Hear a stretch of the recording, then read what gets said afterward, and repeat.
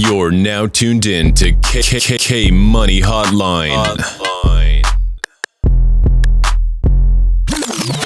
These chicks don't even know the name of my band. Oh, I couldn't hit the fucking note. Listen, I was an alto. Don't treat me like a soprano when I was an alto. Hi everybody, it's Kayla. It is K Money Hotline. I was gonna talk about solely being a believer, okay? It was a big phase of my life, like 5 years.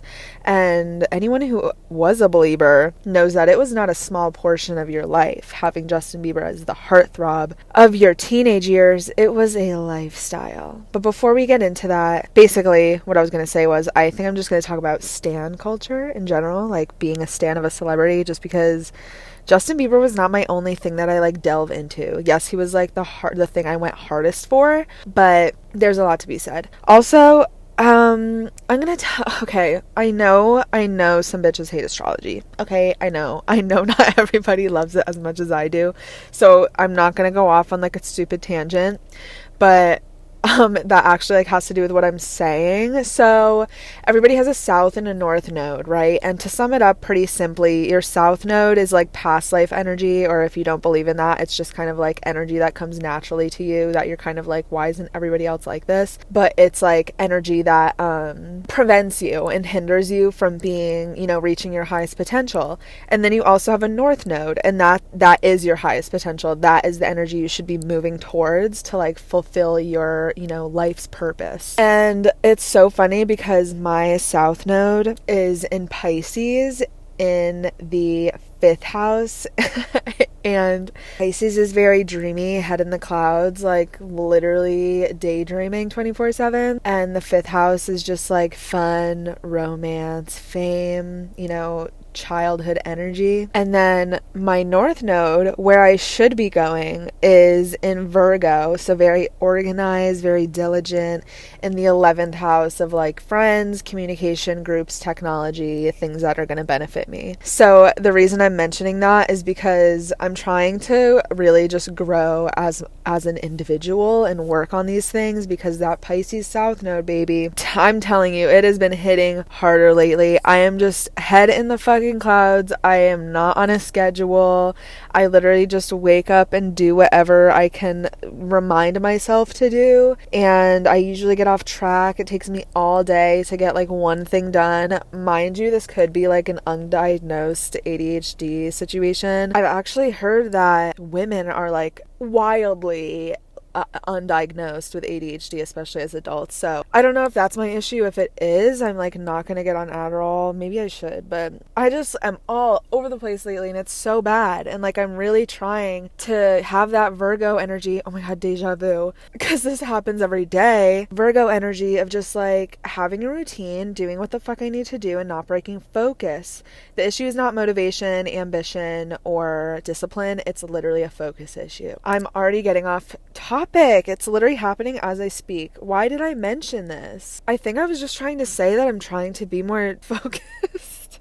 But yeah, I guess that was the update I was trying to get at. I'm not sure why. Maybe it's because it's 10 p.m. and I'm recording this right now. Wanted to have it up by midnight, and I meant to record it 2 days ago. But yeah, so also, like, coffee is my lifeline for focusing first thing in the morning and just, like, kickstarting me. I know that's not healthy, but it also is just, like, an addiction in the sense that it's such a special part of my day. Like, I truly do enjoy the ritual of making coffee, and it just, makes me feel good. So I don't think it's so much like, oh, I need a fucking coffee, I need a fucking espresso shot. Like, it's not like that. It's just like, I want my coffee in the morning. But because I'm so, like, overstimulated the whole day and can't get anything done at nighttime right now, I'm like, oh my god, I wish I could just have a coffee right now and focus. But I'm also dealing with some insomnia, which I'll get to in a second. So right now, to trick my brain, I'm having vanilla caramel tea with oat milk, my ice, and caramel sweetener in a Starbucks cup to make me think I'm like drinking my coffee. So hopefully it'll wake me up a little bit. And the insomnia is coming from the fact that I just started my birth control again. I'm a month and a half in. that's a whole nother episode, but I need to get off this shit because it's a suicide pill and it's also like literally keeping me up all night. Like, I cannot go to bed before 4 a.m. anymore. So I'm like really trying not to have my coffee late in the day because I usually have a second one around like 2 or 3. But that's where I'm at right now. Really big life update. Oh my God. I hope you guys are happy for me. I booked a trip to Miami with my mom to go look at apartments, and anyone who knows me and knows my mother knows that's a very big step for me in the right direction because oh my goodness, it takes years, not exaggerating, years to get something done with my mother and like get her to agree to something and actually follow through with it. And I'm just so happy. It was not hard to convince her. She seems pretty excited for me, and I think it's also just an excuse for us to get out of the house, go somewhere warm. I've never been on vacation with my mother before. We've never like traveled anywhere together for recreational purposes, so it's going to be nice to spend a little weekend with her. And I'm just very excited. I have to say I have been having anxiety over it, especially at night, just because I have flight anxiety. Again, a totally different conversation. I normally by default don't, but the last flight I was on was so traumatizing that it made me like, it's just making me scared of getting on the plane again. But that was an 11-hour flight, and obviously the flight to Florida is like 3 hours, so I think I'm gonna be good. Also, I think the anxiety is literally coming from the birth control. That's another issue. So I'm really trying to get my health on point this month. I'm going in the middle of May, so I'm trying my hardest to be healthy and just make sure my mind's in a good space when I go. Checked my astrology charts. It's literally supposed to be perfect timing. Everything's supposed to be amazing then. So I'm really excited. It feels really good. And I also just think a big part of the fear is just because it's out of my comfort zone, and I hate to say it like this because I know it sounds so like negative Nelly, but things normally do not work out for me. So I guess I'm just like uncomfortable with the fact that it is, because I'm like, oh my God, something's gonna go wrong, you know. But I'm trying to like shut that voice up. I would tell a friend who is going through this to like shut the fuck up and enjoy it. So that's what I'm gonna try to do. Do I have any other updates? My tongue ring fell out like 3 days ago. The ball broke. It literally broke. So I had only one half of it. I had the half with the bar attached to it. And quick little story time, literally getting off track, sorry, but quick little story time. If you don't have your tongue pierced, or if you do and you like never take it out for a long time, PSA, your tongue can close in 2 hours because it's your fucking mouth, so it heals like rapidly fast. And I've dealt with this issue in the past because a few years ago, like when I first got the tongue piercing, I was sleeping over my, at the time, new boyfriend's house, and I was like being cutesy and went to the mall with him and got new tongue rings, and I think I like took it out to change it and then got sidetracked, like we ate dinner or something like that, or watched a movie, and I was like, oh shit, I have to put my new one in. And I did not know that your tongue closed that fast. And I also didn't know that apparently you're not supposed to like re-pierce it yourself, even if you're just like kind of poking through very minor closing of the hole. Like, you know, when if your cartilage or something closes, like it's pretty easy to just be like, oop, and just like re-pierce it and it doesn't hurt or anything.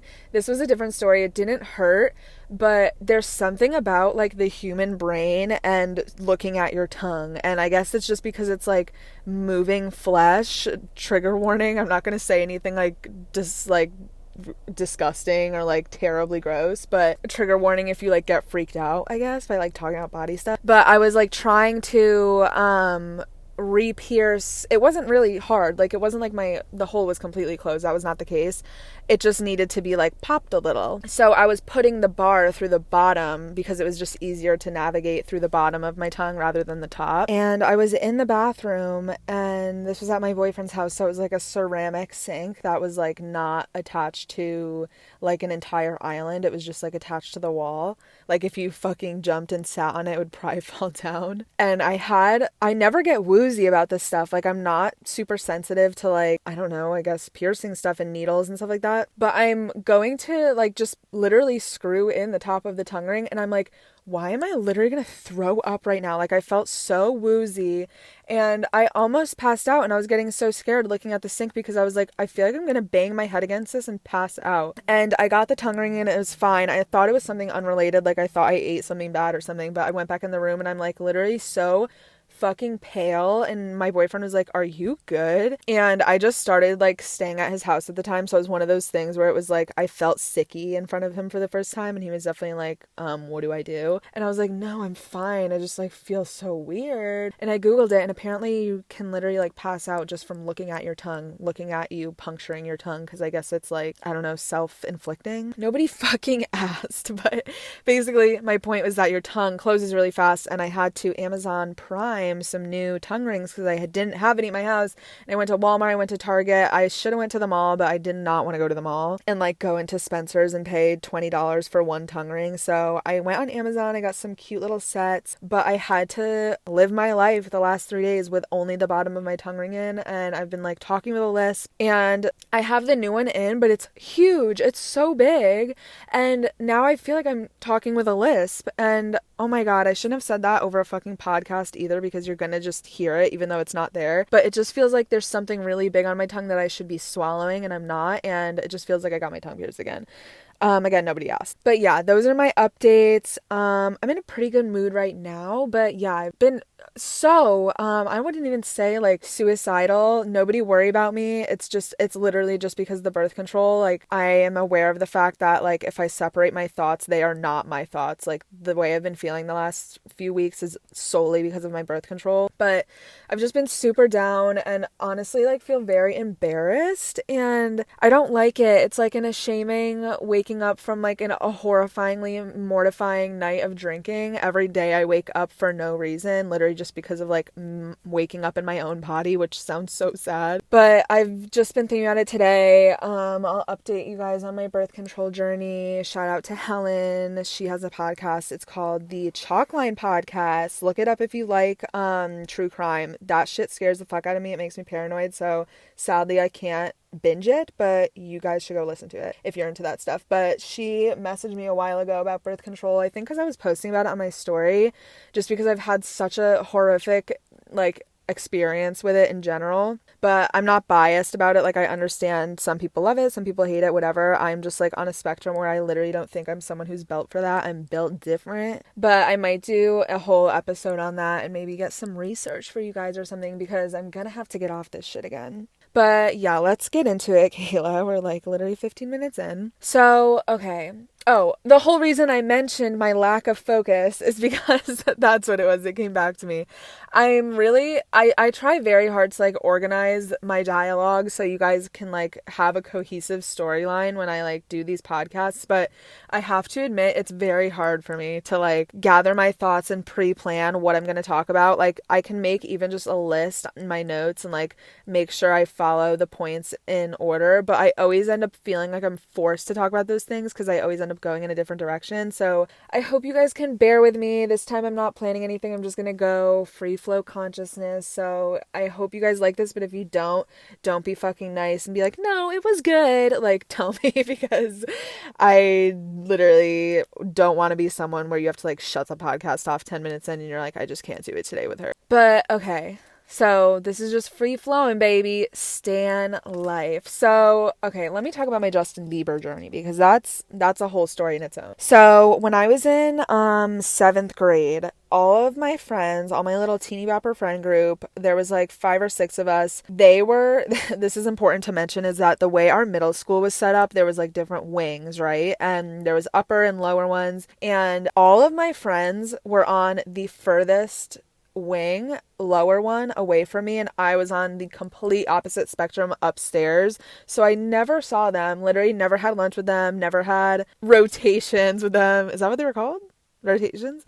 I never fucking saw them at school. Like, I would see them only walking after school, and it was always such FOMO. Like, I never knew what they talked about all day. We would walk after school. I was just like out of the joke, had to just like smile and be happy I was with my friends, even though I was literally like so lost in every conversation. But I also just had like so much trouble fitting in at that age. But I was kind of like cozied up to this friend group at the time, and they were all obsessed with Justin Bieber, and I was not like into guys at that age. This was, I think I talked about this on the podcast with Kenzie, but I don't know if I'm just a late bloomer or something, but I was just like not interested in particular guys. Like, I wanted companionship in the sense that I was like, oh, I want a boyfriend. Like, I want someone I could kiss. But I was never like oh my God, that person is hot. Like I still feel like that at 24 years old. I still feel like I'm never solely attracted to people just because of the way they look. But now it's for different reasons. Like now I don't find myself attracted to men because I'm like, chances are he's sexually assaulted somebody. Like that's not how I was thinking when I was younger. I just wasn't. I don't know why. But I remember having a very lonely summer before 7th grade. I had like 2 or 3 very, very, very close friends into like 5th and 6th grade. Like they were probably the only 2 people I hung out with every summer between school. Like I wasn't one of those people that was at everybody's houses, everybody's parties. I was really shy. So I literally had 2 friends. I was friends with Jenny and I was friends with Alondra, but I never hung out with her. Like we would talk all fucking day on the phone, all day. From the moment I woke up to the moment I went to bed, it was like she was my boyfriend. And my parents, oh my God, it was on our landline, it was on our home phone, and like they would have to intercept a few times a day and be like, Kaylee, gotta get off the phone, like we gotta make a phone call. Or like I remember like going to pick up to dial her and I would hear that my mom was already on the phone with somebody and be like, oh my God, I need to talk to Alondra. But yeah, she was my best friend. And then I was friends with Jenny and I was always with her like every single day in the summer. And then going into middle school, we kind of drifted apart and I had like a very lonely period, and it's because my parents separated the summer. Was it going? Yeah, the summer going into 7th grade, my parents separated. My dad literally left on my birthday, either the day before or the day after, I don't know. Again, that's a whole nother episode, but literally so sad. But I think it traumatized me at the time, and I obviously didn't realize it because I was 11, 12 years old. But I had a very lonely summer. I hung out with Lexi a few times, but I was mostly by myself. And what I did at that age for fun was I ate a lot. I was definitely emotionally eating because I gained a lot of weight at that age, and I used to eat the grossest shit.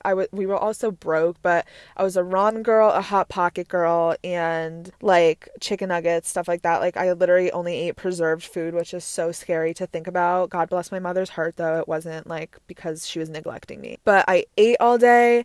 I really wanted to be a YouTuber, like so bad. So I would film myself on my little pink, like curved Nikon digital camera that was broken. I would film myself. I had a little sign on my door that said, "Shh, I'm filming, don't come in," or "I'm on set," or something like that. I would be really lonely all day. I would watch What I Like About You around 3 p.m. on ABC Family. And any time in between that, I was watching music videos and editing my iTunes playlists. This was when you had to pay for music, so I ran my mother broke. Like we could not afford necessities, and I would beg for iTunes money, and it wasn't where you could just buy one song at a time, like off a credit card. I don't think I ever did that. I feel like I was such a gift card person, like always got the iTunes gift cards for birthdays and Christmas and stuff like that. Like music was just literally the thing that made me happy when I was so lonely and so depressed as a kid and just didn't realize it.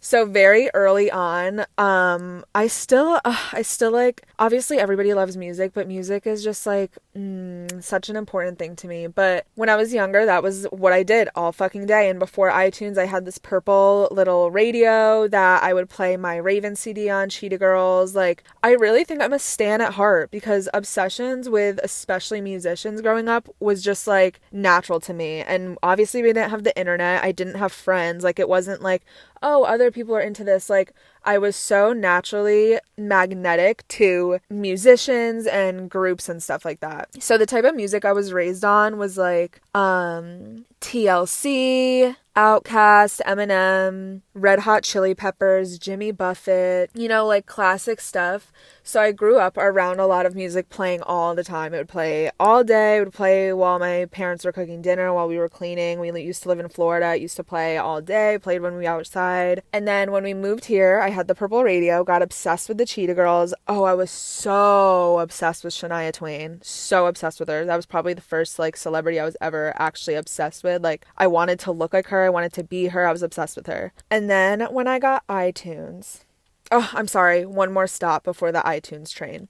I had the iPod first generation, that really heavy ass white block with like this scrolling circle on it to change the songs and the volume. And oh my God, No one even bought it for me. We could not afford it. My grandma gave it to me because she used to work at a high school as a teacher's aide, and she got it from the Lost and Found once everybody like graduated that year, and it was the middle of the summer, and she was like, nobody claimed it, you can have it. That was my first iPod. It was a first generation one, and because it was from a Lost and Found, there was music already downloaded on it, and I didn't have a laptop, I didn't have a computer at the time, like, so whatever was on there is what I had to listen to. And I remember there was SOS by Rihanna, 2 a.m. by some girl. Oh wow, these like memories make me emotional just because it was so long ago and I was having such a rough time, and like this iPod really did mean so much to me. There was this song, I think that was the one called 2 a.m. and it was like, just breathe, just breathe. And I don't think it's by like a girl that's popular. It was like definitely just a random song. But there was Rihanna. I think Kiss Kiss by Chris Brown was on there. Maybe not though, because I feel like that came out a little later. Wow, it's killing me that I like am growing older to the point where I like really can't remember what was on it because I used to have such a clear memory of it. But that was my impression of music. And obviously, like when you're younger, and because we didn't have, you know, internet musicians and stuff yet, whatever songs you listen to them for like 5 years. So I became a Rihanna stan because of this SOS song. Like I was so obsessed with it. And my parents started to see, I think, how much music meant to me, and all of my gifts turned into that. So I ended up getting like pretty much, I think, every iPod along the way, maybe just not like the newer and bigger versions of things, but like the main ones. Like I had the Nano at one point, and then I had, my favorite that I'm literally gonna probably buy one after I get off of recording this. Like, oh my god, this is what makes me think I have ADHD, because now something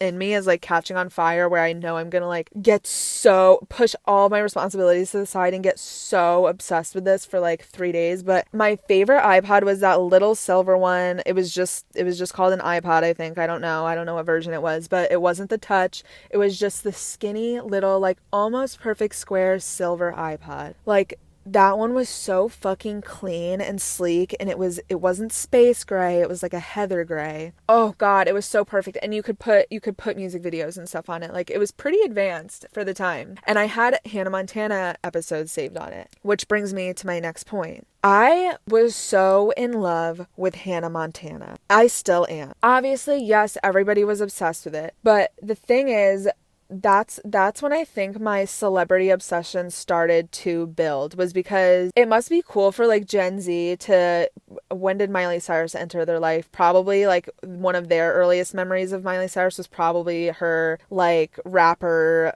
crazy VMA performance era, right? I'm assuming, because that was like how many years ago now? 5 or 6 years ago. So Gen Z probably remembers Miley as being like that when they were younger. But I remember so clearly, like I think I was just, Marina and the Diamonds says this in a song. What song is it? Oh, it's the song Oh No. And she said, I'm pretty sure she says I was raised by a television in it. Maybe I'm making that up and that's a totally different song, but that's literally how I feel. Like my parents loved me, they raised me, whatever, but there was so much shit going on between the both of them that like I literally think I was raised by media, by TV, and by music and pop culture, which you could argue is really dangerous and detrimental, but I would say for like the time era that it wasn't as unhealthy for you, especially because like Disney and stuff at the time taught you about like good values. It was like That's So Raven was such a good, responsible show. So I was so obsessed with That's So Raven. I had her, so humiliating. In the theme song, I don't know if there's more than one version of the That's So Raven theme song, but whichever one that she's wearing like this pink frilly coat in at the end, and when it says That's So Raven and she's like, that's me, and she like bumps her butt against it, she's wearing like a pink frilly jacket thing. And I was so in love with her. And I remember going to, I don't even know, maybe like Old Navy. Maybe that wasn't an Old Navy thing. I feel like I was always in the Macy's clearance section a lot growing up. Like I'm picturing a very big department store, so it's probably like Macy's or JCPenney. And I saw this That's So Raven tag on like this pink ugly looking yarn ball of a sweater. And I remember freaking the fuck out. I was a Bobby Jack girl. That's what we were there for. We were there to get Bobby Jack and that bunny what was it called? It was literally like a mean, offensive ass bunny. And it would literally be like, I swear the shirts literally said like, I fucking hate you. Like they were so rude and offensive. I don't know. Happy Bunny? Is that what it was called? Happy Bunny? Well, I wore Bobby Jack and Happy Bunny. That's what we were there for. I came for the Bobby Jack and left with the That's So Raven sweater. And oh my fucking God, I felt like that bitch. I was so insecure when I was younger, so shy. And the feeling this like coat gave me, simply because Raven was branded in it, had nothing to do with it, didn't design it, was probably just signing a contract to get her fucking coin. She has no idea what this sweater did for me. But that is where that happened. And I wore this coat and I watched Hannah Montana. I remember watching the pilot in my big fucking haunted first house in Connecticut living room and literally being so scared to like look behind me or anything. So I just focus on the TV and watch Hannah Montana. I remember watching the pilot on my charter network and clicking the guide and seeing that it was called Pilot and not understanding why every first episode of a first season was called Pilot. I thought she was going to be like flying a plane or something. But I got very obsessed with Miley Cyrus. She raised me very much. I'm trying to paint a clear image of the timeline here because that was when I was in my first house in Connecticut. But the sad listening to music all day thing happened in my next house. So let's take it to that. We're in like 2007 now, 2008. YouTube is a thing that the very internet people now we're starting to catch on to, like Charlie the Unicorn, Shoes, Muffins, Fred. You know, that's where I was at. And I didn't have many friends. I remember being obsessed with Chris Brown a lot. He was a big one. I think Chris Brown was my first like crush. I was so in love with him. I bought every CD. I bought every song on iTunes. And that same summer I was obsessed with the Sweet Dreams music video by Beyonce. So humiliating. My brother just started getting into music production at the time, so he had a mic in our computer room. Oh, how we used to have computer rooms. I miss it. And I would, while people were home, while my brother was home and had his teenage friends over, I would sing Sweet Dreams. Let's think about how complicated of a vocal song that is into the microphone. Oh, and it was so humiliating. I was also being raised on America's Next Top Model at the time. And I had this and I think I just was being like overloaded by so much fierce media, like so much content of women being so like confident in themselves that it was like rubbing off on me. And that's when 4 Minutes by Justin Timberlake and Madonna came out. And like I just started to be aware of like sex selling in music and media with women. Oh my God, Britney Spears' Blackout was popping at the time. I was just very into this stuff and I was literally embodying it, and I was by myself all the time. Like I was literally becoming this like musical goddess in my room, like belting out these songs, and it meant so much to me. It was a highlight of my day. Like the moment I woke up, I would play the same 10 songs every single day for years, and it literally like mentally helped. So that was just to show you guys like how important I think. So that was just to paint the picture of how important celebrities and music already were to me. I wasn't so much concerned with like people's relationships and stuff like that. I remember starting to be aware when Chris Brown beat Rihanna. I remember reading New Moon, the Twilight book, at my aunt's house in her living room, and then putting on the news while they ate dinner, and that was on the news. And I remember being like, oh my God, like so horrified by it and being like, people do this to each other. So that was definitely my first like culture shock with celebrity culture. And then my mom was very into E! Network. And this is when the Playboy Bunny show was on. Pretty Wild, the Alexis Nyers Bling Ring story. If you guys like watching content on stuff like that, I have a YouTube video on it. I will link it in the description. Laguna Beach, stuff like that. I wasn't too concerned with that stuff, like gossip and stuff didn't really light my heart on fire. But I think I definitely was a stan as a child because like my obsession with Britney Spears was another big thing. And I remember seeing her in live time shave her head on TV, and it made me so sad. And like I didn't realize like, oh my God, these people aren't living the life that, you know, we think they're living, where everything's just perfect. And obviously I was a child, so I was just like, oh my God, they're so pretty. They're so glamorous. So that's when I think I started to really care, because I like had, my heart was like going out to these celebrities. And I remember this same summer when between like filming my music videos and eating my Hot Pockets, being in my computer room, literally probably doing my next, like my third run through of Sweet Dreams. And I remember hearing A. And I was like, what the hell is this shit? Because I used to play, it was on Charter. I don't know if anyone's going to relate to this. I don't know if anyone used Charter Network, but there was like a channel high up right next to the porn channels, right next to them, because I always had to go through the previews of the porn channels to get to this station. And like, it was always uncomfortable in my household for me to go through like Big Booty Nurses, Big Booty Bitches 14. Like, there was so many versions of one porn. And going to this music station. It was Music Choice. Charter Music Choice. And then there was like country, hip hop, R&B, pop, Disney radio, all of those. And I was always on the pop or the R&B. Metro Station, was it Metro Station? I used to be love drunk. Maybe it wasn't Metro Station, because I do not think there was an accent in there. But the I used to be love drunk and now I'm hungover, that song used to come on there a lot. It was Degrassi Boiling Point season, baby. So the baby, there's a shark in the water, all that shit used to be playing on that station. So I'd keep it on all day. And I remember turning my head and hearing the A. And I remember seeing this flippy haired boy. And I don't know what it was. I wasn't like, oh my God, he's hot. Oh my God, he's cute. I did think it was a girl singing it. Like, I really did believe it was a girl's voice. And I'm watching it and like thinking of the memory in my head. I have not seen the One Time music video in like, I don't even know how many years, but I just remember my favorite shade of blue. He was wearing like a blue hoodie or something, or it was just edited blue, and hearing me plus you, I'ma tell you one time. And I was like, okay, this song's kind of good. But I was also like a hater at the time. I was a pick-me at that age. So like whatever boys validated, I would validate, and whatever they thought was like stupid, I thought was stupid. So I had a lot of internalized misogyny. And I think automatically I was like, oh, this kid's gay. Like, he's stupid. Obviously, I didn't actually feel that way, but like that's where my head went immediately, because I was like, oh, people are not gonna like this. Oh my God. Wait, how people are like that as adults?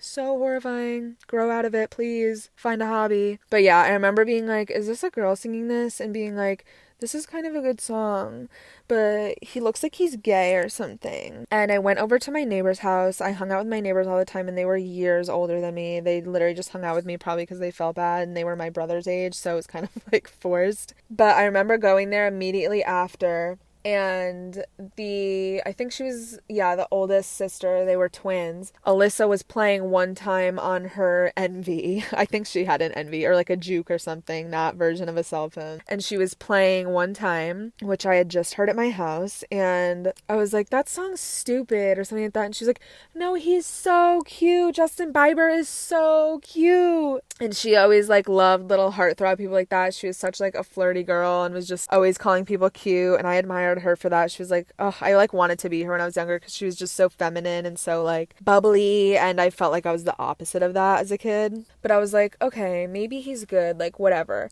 So I had thought this person's name was Justin Bieber for some months now. Again, I didn't have friends at the time. I was getting really bullied online because I wasn't in school yet, since it was summer. It was like August summer, so like school was starting soon. But I was getting bullied. Oh my God. This is such like dark era of my life. On Facebook a lot and Formspring. And I honestly don't really remember this phase of my life just because it was so traumatic. But I guess I just started school.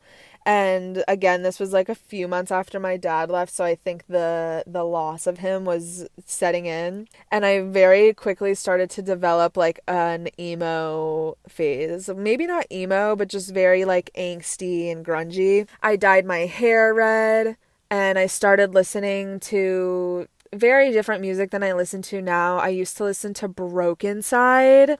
Anyone who's ever listened to Broken Side, even like accidentally, deserves free therapy. Who else? Bring Me the Horizon. I still listen to other stuff. Like, I got really into Lady Gaga. I was a very big fan of hers. But I was going through like this dark era, and sometime within those few months of not having friends, I suddenly was with friend. But somewhere within like not having friends in that era, like I literally don't remember. It's so cloudy, but I just ended up having friends. And I think it's because I was best friends with Tess since I moved here, and our friendship kind of wavered. Like, we would hang out all the time, then we wouldn't see each other for a few months. But she was friends with like this group of girls that I had never met before. So they were all on one side of the school, I was on the other. I needed to wait all fucking day to get the tea from them. But we would walk after school and all they would talk about was Justin Bieber this, Justin Bieber that. And it clicked that I was like, oh, this is the kid from that music video. And there was... Actually, no. I would say 3 of them out of like maybe the 5 or 6 group of us were so obsessed with him. And I don't think Tess was at first either. I think her and I were kind of on the same wave of just like wanting to be different, where we were like, he's not cute. Like, I do not like him. He's stupid. But then Tess like quickly changed over. And I remember like, I'm sure it was just groupthink and me being like, let me agree with them because like I want to feel this feeling they're having of like excitement and just like bonding over this guy and his music. But I remember being at Tess's house one day and we were at the kitchen counter and one of them was like, no, watch this interview, like you're gonna be in love with him. And it was probably one of his first like really big public appearances. He was on Jimmy Kimmel and I don't even think he was physically there. It was a video someone sent in of their daughter like crying so hard over she was crying so hard over how much she loved Justin Bieber. And then I think he like walks in her bedroom or something like that and the girl like loses it and she's like being funny as fuck. And he's being so gentle and kind to her and he was probably like 13 or 14, which I think we can all agree, like, guys at that age are such pieces of shit. But I think I really did, in that moment, like, fall in love with him. And the thing that's so funny, I literally feel like I'm gonna start crying. The thing about being, like, a really big Justin Bieber fan at that age, I really love Billie Eilish because she talked about this in her documentary. She was like, I used to worry because I was so in love with Justin Bieber that I used to, like, physically be so stressed out that whoever I ended up marrying, I would not love as much as him. And I would always be like, I do not love this man as much as Justin Bieber. And it sounds so stupid, but like I literally felt that. And I don't think it's like anything to do with being young and never having been in love before. I think it's just that when you're that age, when you're like a 12, 13, 14-year-old girl, it feels like there is such a big part of you that's missing. And I think it's just because women in general, like that's the age where you start being told no and realizing, oh, I get treated differently in different situations than boys my age do, and feeling uncomfortable around certain people or certain conversations. And it's like you almost know intuitively that you are living a different life than boys your age, or like you're being mistreated, but like you cannot admit it to yourself because it's so normal kind of thing. And I don't know, I could be looking so deep into this, but I feel like there's just this big piece of a 13-year-old girl's heart where you're just like, I'm so misunderstood. Like, I'm not being seen. I'm not being heard. And obviously we know as adults that like music is manufactured to like make you feel like you're the only girl in the world, especially when it's coming from a heartthrob. But like, it literally works. It works. And that's why I literally think I'm like about to cry talking about this, was because I look back so fondly on being a little believer. Like, it was such an important part of my life, and I literally feel like I needed that, especially for what I was going through for a few years, to keep me happy and keep me distracted and keep me looking forward to something. Because the thing about being a stan was that, yes, like, obviously Justin Bieber like took the world by large. Like, everyone was crazed over him. Even if you didn't like him, you were always fucking talking about him. He was just the topic of conversation. He was everywhere you looked. And yes, there was people who were like so obsessed with him in the sense that they bought every album. They were so obsessed with him. They had posters all over his room. And of course you could be a fan in the sense that it's like you buy every CD the day it comes out. You have posters of him in your room. You watch every single interview. And that was me for a very long time until I started to go to New York with my friends that were obsessed with him and get into SNL or like sleep outside of his hotel and try like so hard to sneak into these concerts and meet him. And I think just the amount of people I met through that and the amount of fun experiences I had solely just through being a fan of him means so much to me, like immensely. And I feel like if I didn't have that like consistent source of excitement, I probably would have went down like a darker, more depressed route. But there was something so hopeful about being a Justin Bieber fan, and I definitely think it's relevant to being a One Direction fan because they came like 3 years later after he broke out. But that was another wave I like tried to hop onto, but I just could not get into it. I don't know why, but I never got into One Direction. I just could never. I tried so hard. All of my friends would claim their favorite. You know, we had to pick, like, do you want Harry or Louis? And I just, like, I never felt it. I never was into it. And that's how I knew, like, oh, this isn't a heartthrob thing. This isn't, like, a boy band thing. Like, I am in love with Justin Bieber. And the thing about him, too, is that maybe I'm probably being so annoying, but I literally think as a fan at that age, like, there's people who love him because they're like, his music's so good, he's so hot, and then there's people who are like, no, you don't get it, I get him. And that's literally how I felt. It felt like I, like, understood him in a world where nobody else understood him. And I really still feel that way as an adult. I went off the radar with him for a few years. Like, obviously, I still like to check up on, like, him being, like, kooky and stuff like that, but I don't really like his music anymore. Like, after the Where Are You Now music and stuff like that, I didn't really get into it. I think Love Yourself was where I dropped off. But when he released Lonely lately, and we're seeing him do this whole religious turnaround, it makes me so sad, and it makes me look at everything differently, because I feel like that feeling of I understand him wasn't some facade that fans just got through his music because it sounded like the music was catered to lonely girls or something like that. Like, I genuinely think wholeheartedly, and you could say this about a lot of artists, but there's just something about Justin Bieber that I really do not think he was supposed to be famous. I think he was genuinely a poor kid with his poor mom and his, you know, divorced, separated dad, and that people saw an opportunity and swooped him up his feet. Not to say that he was, like, neglected or something like that. I don't think Scooter Braun was, like, overworking him. I mean, I don't think any 16-year-old should be doing 2 world tours in 1 year and, like, not getting any rest. But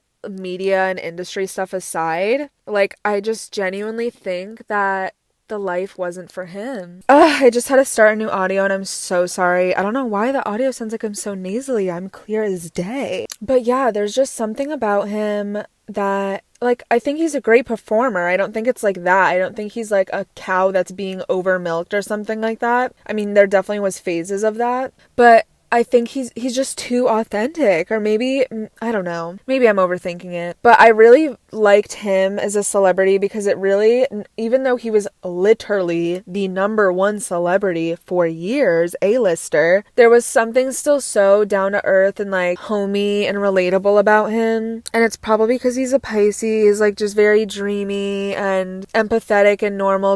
And I know celebrities, like, donate to things and stuff like that. It's just there was something so different about everything about the way he was brought into fame. Like, his management seemed so down to earth. You saw every side of it. I loved that. Like, I feel like documentaries with musicians and stuff like that, it was always just so based on, like, yeah, I'm a star, this is the life. And I really liked that you could see the inner workings of it, and being a fan of his, there was, like, such a close opportunity to, like, meet him, like, without having the money or the resources or the tools. Like, there was so many ways that I feel like they turned him into a modern celebrity, where it wasn't like he was this absolutely untouchable A-lister that you would never see in real life, like fucking Michael Jackson or something. He was, like, very reachable. Like, if he was in your city, your chances of meeting him are already up, even if you don't, like, buy a concert ticket. And I think that's what I really liked, was that it felt like I had a chance at something. And I know, again, that sounds so dramatic, but, like, I was young, I didn't have anything going for me, I didn't have hobbies really. Like, I liked normal stuff like drawing and, like, going to the beach and shit like that, but especially as someone who felt really, like, lonely and misunderstood or just left out, like, that felt like something where I genuinely had a togetherness with a group of people that could relate. Because Stan Twitter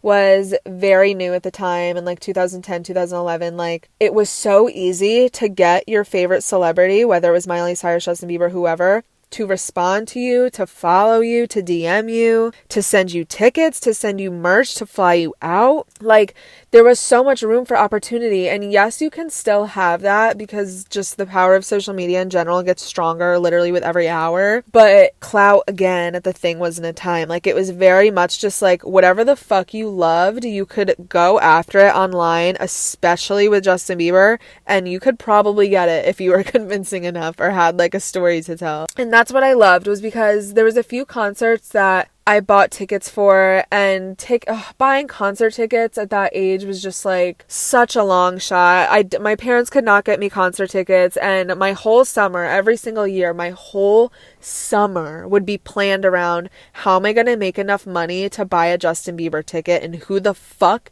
am I going to have to convince to come with me, or like I'm going to have to earn enough for 2 tickets because my friend isn't going to be able to get their parents to buy them. And tickets at the time were only like 100 something, and I would do a lemonade stand at probably an age that was too old. I was like 13, and I did a lemonade stand on the main road of one of my friends' houses. Did not make enough money at all. I sold everything I earned. I sold everything I owned online. I would sell my broken iPod, my broken Generation 1 iPod. Funny how we came full circle. I would just literally do anything. And I was so young, I couldn't get a job. I didn't understand like how to make money. It was just mostly me like looking for money, like literally trying to find it rather than earn it, because I just didn't know how. And for the things that I wanted to achieve in my resume of being a Justin Bieber fan, I could not afford, baby, because I was not buying $1,000 meet and greets. So very rapidly, I fell into this lifestyle, both with and without my friends, of going to the city, going to New York, and eventually getting close with this paparazzi named Caesar. He was the sweetest paparazzi I've ever met. When you think of paparazzi, I'm sure we all think of like piece of shit assholes, will do anything for a fucking buck, they're degrading as fuck. Caesar was literally 7 feet tall, heavy ass guy, gap in his tooth, bald, the nicest man I have ever met. He was what we call a Rihanna stan, okay? He was married, he had a daughter. I have had so many hours talking him up on the outside of someone's hotel, usually Justin's, of him talking about how Rihanna loves him so much because there's so many videos of her running out of whatever hotel or restaurant going, "Hi, Caesar," to him, like they're on a first name basis. And he was like, yeah, I just keep my distance. I'm polite to them. I got to put food on the table. Like, I do this for my family. And you can obviously get paid a shit ton as a paparazzi. But he was just so genuinely nice because he kept in touch, like very, very responsive to our little 12-year-old, 13-year-old selves in the least creepy, predatory way. I would text him on a weekend where I wasn't doing anything and be like, is Justin going to be in town this weekend? And he would say yes or no. And if he said yes, I would say, do you know where he's staying? And he'd say, no, but I'll hit you when I do. And he would, and I would go and see him there. And he would just, he was just so sweet. I would tell him how much I love Justin Bieber, and I would be like, can you please let me know if he comes out? Because I would have to get a hotel, or I would sleep. Oh my God, if I couldn't afford to get the hotel, I would sleep outside of Justin's hotel on the street. And you're probably thinking, what the fuck is wrong with you? How is that safe? Because I was one out of 80 other people that were doing that. So the thing with being a Justin Bieber fan like that was that sleeping on the street was like not crazy. It was like, you got to do what you got to do to meet this man. And there was a few different events. Oh God, they're so crazy to look back on now. I literally do not know why my mother let me go. Like, thinking back, if my 12-year-old daughter was like, can I go to New York by myself with my friend this weekend with no money, no cell phone, to try and meet Justin Bieber? We can't get a hotel room, so I'm going to sleep on the street. Is that okay? And she'd be like, yeah. So I would go on these little hiatuses, and it quickly turned into me missing a lot of school to do this, which I don't regret at all because it was literally like the only thing keeping me happy at the time. But there was a few different times I went to the Today Show with an old friend, and that was probably the worst one because I remember it was, I think, the day before Thanksgiving, and it was 100% freezing rain that night, and we were on Thanksgiving break, like we had school that day, and it was like, oh, such a good feeling to be like, hell yeah, we're fucking going to your house, we're gonna pack our bags, we're gonna get some Burger King, and then we're hitting the city. And we went with her dad and I'm pretty sure, so what happened at these events was that like you were planning to wait more than usually 24 hours outside of a building waiting for Justin Bieber, and you would go that far in advance because it would start to be like hundreds or thousands of people eventually, you know, grouping up because they're like, oh my God, Justin Bieber's in town. Oh my God, Justin Bieber's in town. And not just like fans, like it was like people's parents commuting to work, taking their iPad out of their work bag because they want to take a picture for their daughter. It was so chaotic. And like whenever Justin Bieber was there, that was like a thing that it would be Bieber week because there was so much fucking traffic. You couldn't drive anywhere for like multiple intersections because people would just swarm the streets. And the Today Show was so horrifying because the weird thing about like being a stan is that it's so funny because especially if it's like One Direction or Justin Bieber, like you want to be sexy. Like if you're 12 years old, you shave for what reason before a concert thinking you're literally going to fuck Justin Bieber. Don't know why. And you try to, you know, in your head, you think logically you would try to dress cute or sexy for what you can do at 12 years old, right? No. For some reason, maybe this is just a Justin Bieber thing, you would dress like him. He wore a G-Shock, I wore a G-Shock. He wore Supras, I wore Supras. Like, why am I mirroring him? He wore the fake nerd glasses, I would wear them. But most importantly, he would wear a purple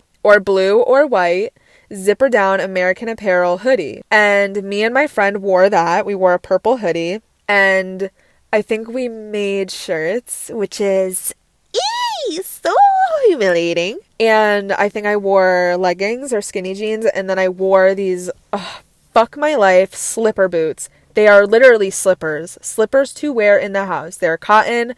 They absorb anything they touch. They are not meant to be worn outside. We were broke. We were poor. I thought they were cute. I cared more about style than comfort, and they weren't even stylish, so I don't know why I insisted on wearing them. But I didn't have a winter coat. I wore this fucking hoodie, t-shirt, leggings or jeans, and then these slipper boots. And the freezing rain was that night. We were out there for more than 24 hours, and oh my goodness, I got the flu. And please don't fucking block me after saying this because this is like seriously a confession. My feet were because after a while the rain was like pooling up because we were on the side of the sidewalk. So it wasn't just like, oh, it's raining. I was like standing in a puddle.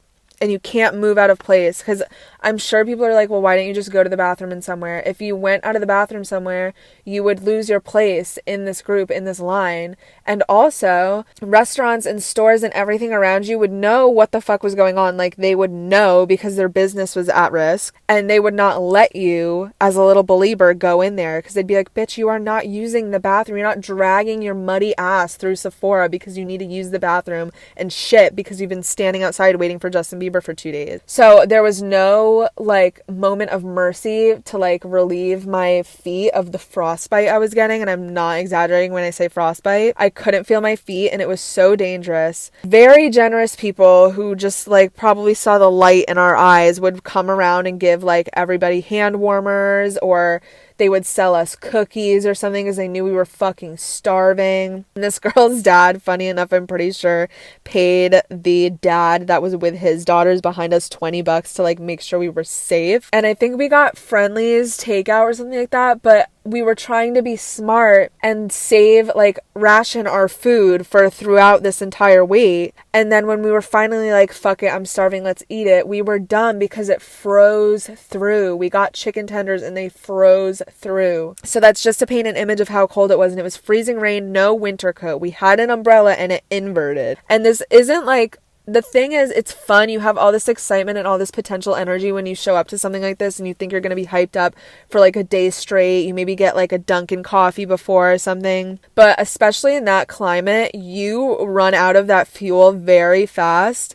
And it's one of those things where the experience is so traumatizing even in the present moment that like I was not talking to my friend for hours. It was like face down in my shirt trying to get warmth from my breath and looking down at the ground being like, there's no way that the last 20 minutes was only 45 seconds passing by. Like, it was so serious. We were so at risk, putting our health and survival at risk for this fucking a glimpse of Justin Bieber in the flesh. And I got so sick. I got the flu for like a week. I was so sick at Thanksgiving. But it was for the Today Show, so... Oh, the confession. How did I not get to it? I was standing in a puddle, and I was wearing the slipper boots, and it was so bad, guys, that, like, the slipper boots themselves were so absorbed. I'll post a picture of them on Instagram so you guys know what I'm talking about, and you'll be like, oh my god, Kayla. But they were not something where, like, the rain could run off. It was like, if a raindrop hit it, it was now absorbed into your cotton shoes. So I started to really, like, have a little bit of a freak out for how cold my feet were, because I could not feel them, and it burned. They were so cold that they burned. So I was like, I don't think this is safe. Like, the way that the boots were, like, coating my ankles and feet so tightly, and they themselves were, like, completely saturated and frozen, I was like, they need oxygen. Even if it's colder, like, they need oxygen.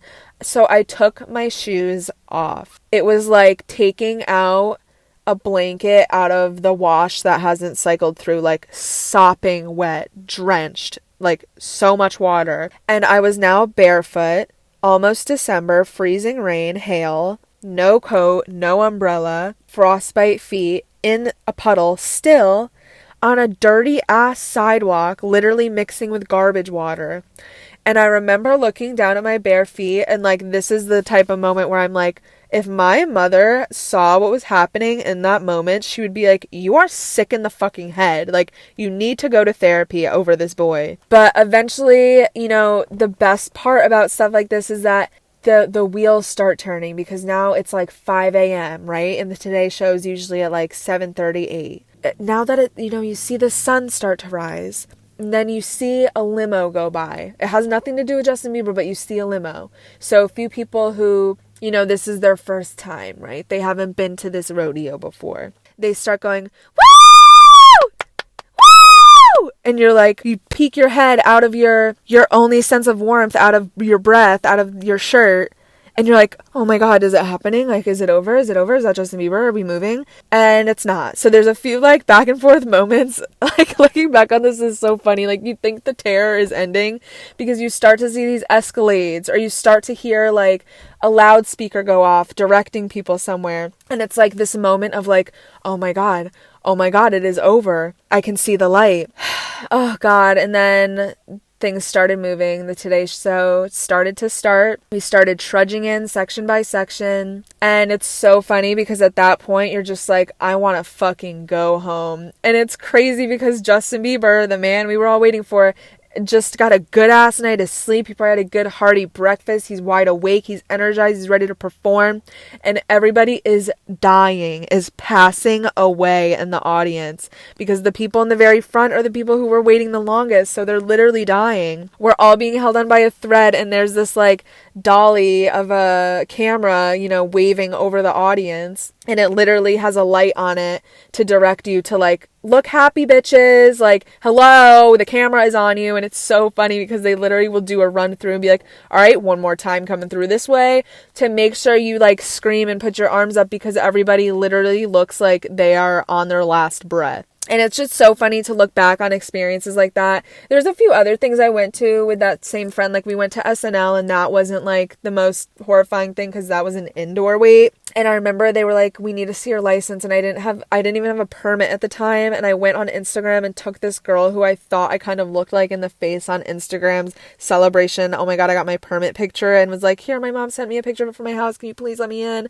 And it's just so funny, like, how many corners you have to cut to get into that stuff. Or, like, sneaking up on concerts. Like, I learned so many tricks at the time. It's obviously different now because of security, with the fact that, like, every concert has a lot of potential to get shot up. But, like, I remember going to concerts, like, you would get a cheaper seat in the back or, like, in a further section, and then right after the opening act, but right before Justin Bieber came on stage, when there was, like, this blackout moment where people would be losing it because it would be, like, clearly Showtime that Justin Bieber was about to perform, you would run from the cheap seat you bought and run up to any open seat that people hadn't arrived to yet, whether they were late or just a no-show.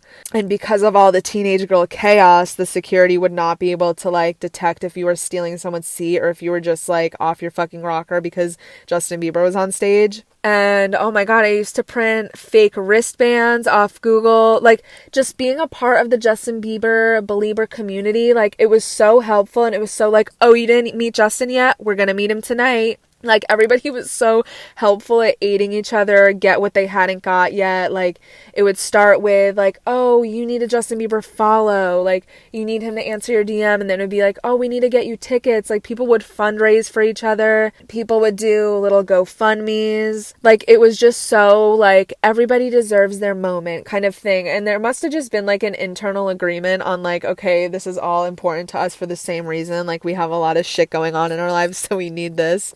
But this episode was about stan culture, so I can't think of too many other things to talk about with Justin Bieber other than the fact that, like, he was my life for so long. But through meeting people, especially in New York, the New York stans are next level because they are in the heart of, like, all of the action. So it's not just Justin Bieber. Selena Gomez was a big one too, having a lot of stans for her. I don't know if so much anymore, but, like, when Jelena was a thing, she was fucking huge. A whole bunch of, like, Disney people, Demi Lovato. Oh my God, Stalker Sarah, if anyone knows who I'm talking about. Oh my God, she was like a big person who has a picture with everybody in the fucking world. But it's so interesting because the reason I'm interested in stan culture is like, that was a time where it was so like, I'm a fan, like, you changed me, you saved my life. But because of how much connection that I think celebrities and managers started to see at that era of like the way social media was turning,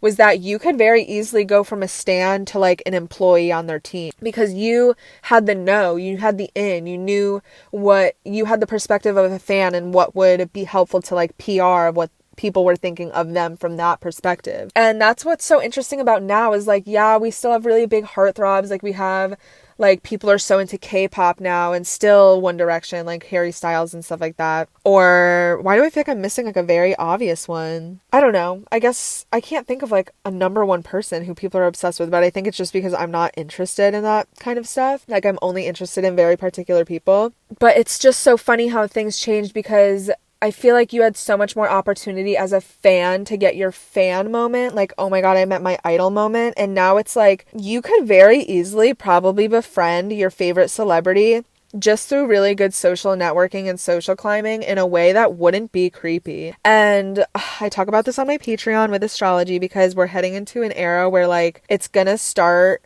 being cool for celebrities to be cool with quote unquote normal people. Like, you're gonna start seeing a lot more of that within the next few years because social media is really making a turning point where like people are no longer interested in glitz and glamour. Like, people are so much more interested in people who are authentic, and that's why we see people like Emma Chamberlain or TikTokers, not so much Addison Rae TikTokers, but just like normal funny people that are just like making jokes about their depression and stuff like that. We see them get so famous because people now value and celebrate the, oh my God, you're normal and proud of it, rather than you're not normal and embarrassed of it and pretending to be like a famous person. Like, Lohanthony is interesting to me because I feel like he's someone who had a lot of stans, and he wasn't necessarily a celebrity, but like, he was famous for being this very flamboyant, like, oh my God, I'm a celebrity in my own life type of persona. And like, we never really saw any of his personal life, so it just seemed like his life was this perfect dramatic show, right? And, you know, then we come to find out that he had a moment of crisis about his sexuality, and then he had a coming to Jesus, and now he's a totally different person, and people started to uncover like, oh my God, he was getting abused, or he had a terrible family life, or he was getting neglected by people around him or something like that. And it's interesting because now I feel like we see the people that are very open about like their deepest, darkest secrets or humiliation or just something that's pretty raw and dark, but summed up very casually. And I guess it is good, especially for Gen Z, because there's a lot more attention on topics that people tend to hide because they're taboo, but they are very important. People do need to speak about them. But I'm just interested to see how the next few years unfold, not only because it's so easy to get famous or get clout in the sense of like maybe not good or bad, but you can essentially very easily get a lot of eyes on you, and what differentiates the celebrity from the influencer, because we're starting to see like such a mix up of that, especially with like the crossover of music. You know, TikTok, this is a whole different conversation, but it's just so interesting because TikTok, having used to be Musical.ly and being technically just a music app, a music performance app, makes it clear that like people like Dixie D'Amelio or Addison Rae could easily transition into music, because not only will their entire audience, who's very young and willing to spend money on their music because they were on the app for music, you know, buy into them, and it would just be a cash grab. Frenemies podcast, anybody? But because it's so easy to like rack in the initial coin and capital of like being an influencer on TikTok and just, you know, have the maybe a few sponsorships and then the creator fund, and then use that to bullshit a music video, and now all of a sudden you're a recording artist. Like, it's just so interesting to me because I feel like growing up, everybody wants to be famous growing up. I feel like I was especially hung up on it. And I think, again, it was just like because I had a lack of attention at home. I wanted like to be the spotlight. I so badly wanted people to like acknowledge me or celebrate me. And that definitely, you know, had to be the backbone of like why I wanted to be a YouTuber so bad. I wanted to have the comments that other people had. I wanted to have the fans that other people had. And I used to literally email MTV. You can ask my older friends, you can ask Lexi. Lexi knows this. I used to email MTV probably every Friday or Saturday, like once school was done for the week. And I would email them a picture of me, a picture of every single one of my friends.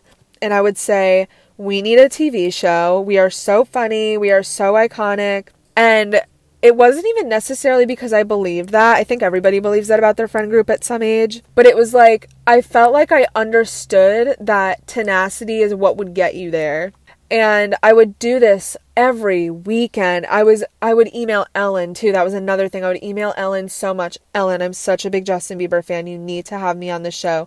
And I would apply to different casting things and be like, I will be the bitch. I will be the fucking humiliating one. Like, just put me on the TV. And I don't know what my obsession with it is. I'm sure that I don't know. I actually don't think it's because of like a root issue. I think I'm just so naturally attracted to like the phenomenon of the celebrity. Like, it is such a weird thing to me that there's a percentage of the population that everybody around the world knows.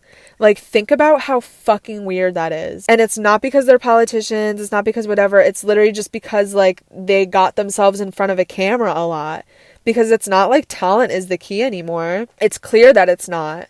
And I think it's just so interesting because there's so many documentaries about, you know, being famous for being famous, being the socialite, something like Lindsay Lohan. Obviously, actually, no, that was talent because she was a very talented and still is a very talented person.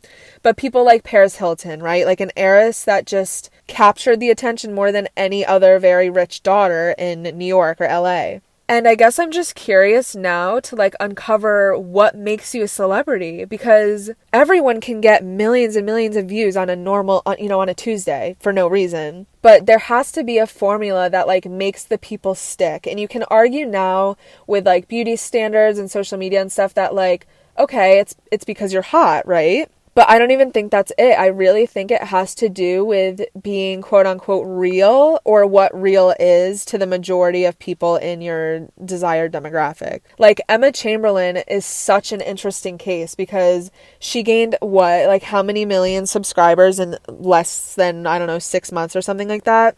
And it was because she had good timing without realizing it. That was when YouTube was all about glam makeup tutorials, my luxury haul, my LA vlog, moving to LA. Like, it was all about people wanted to be that really big YouTuber and move to LA and be the richest person in the world and have like a really good Tumblr feed. And at that time, regardless of the fact that that was everybody's desire, Emma Chamberlain didn't even realize that she was giving everybody what they actually wanted, which was being honest and being authentic and saying, I am so fucking boring. I'm 16. I hate school. I don't have friends and I don't know what I'm doing. And people fell in love with that, with her, you know, looking like a mess and cooking something that ended up turning to shit in her kitchen. And I think I really do have to give her credit, like whether, I don't think people don't like Emma Chamberlain, but like, I think she does deserve like that role of being the person who